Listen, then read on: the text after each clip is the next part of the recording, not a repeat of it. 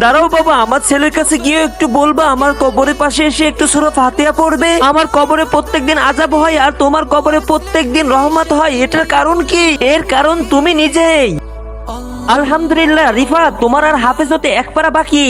জি বাবা, আমি বড় হয়ে অনেক বড় আলেম হব ইনশাআল্লাহ। সূর্য, তোর কালকে পরীক্ষায় 100-র ভিতর 100 নাম্বার পাইতে হবে, কারণ তোকে বড় হয়ে অনেক বড় ইঞ্জিনিয়ার হতে হবে। ঠিক আছে বাবা। আরে নোমান, তোর ছেলেকে নিয়ে কি তুই কি মাদ্রাসায় যাচ্ছিস? হ্যাঁ ভাই, আরে আমি তো আমার ছেলেকে ইঞ্জিনিয়ার বানিয়ে অনেক টাকা কামাবো, আর তোর ছেলে তো হুজুর হয়ে 10,000 5,000 কামাবে। পড়া পড়া বেশি করে। ইয়া আল্লাহ, তুমি মাফ করে দাও। যদি তুমি তোমার সন্তানকে দুনিয়ার সাথে দিনের তালিম দিতে তাহলে তোমার আযাব হতো না। আচ্ছা, তোমাদের সন্তানকে কি মাদ্রাসায় পড়াবে না স্কুলে? কমেন্টে জানিয়ে যাও।